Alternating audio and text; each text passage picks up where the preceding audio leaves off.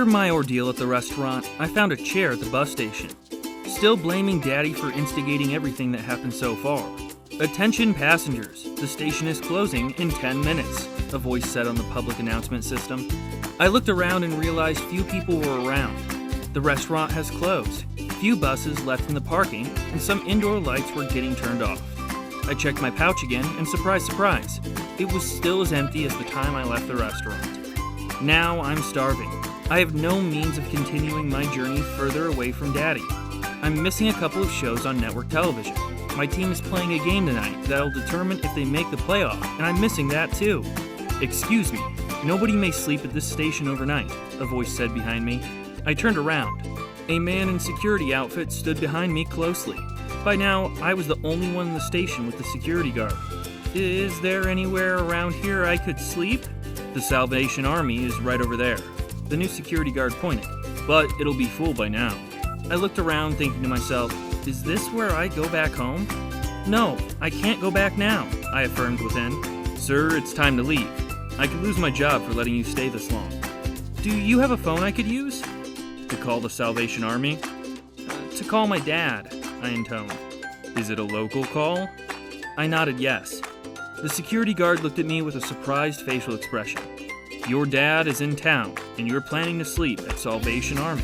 I didn't know how to reply. "Do you know how lucky you are to call someone your dad?" "He's been mean to me," I bursted out angrily. "Does he give you shelter, food, education, clothing, protection?" I nodded yes to all. "It's time to call Dad." The security guard handed me a phone. "It's time to call Dad." I dialed and put the phone to my ear.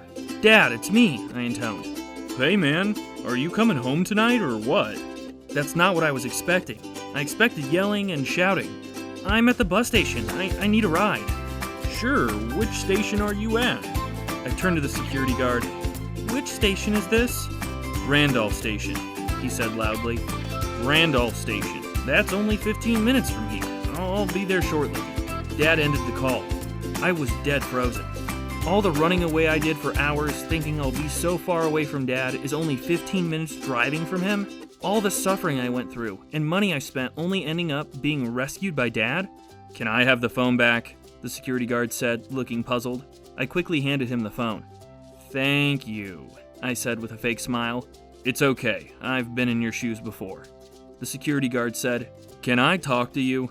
He moved closer to me. I nodded yes. I lived a reckless life and didn't listen to my parents. I ran away from home too, but not as lucky as you to get stuck early in life. I got stuck eventually, but it was too late. Life is funny like that. The instructions you refuse to listen to when you have a choice will eventually become instructions you're forced to listen to when you have no choice.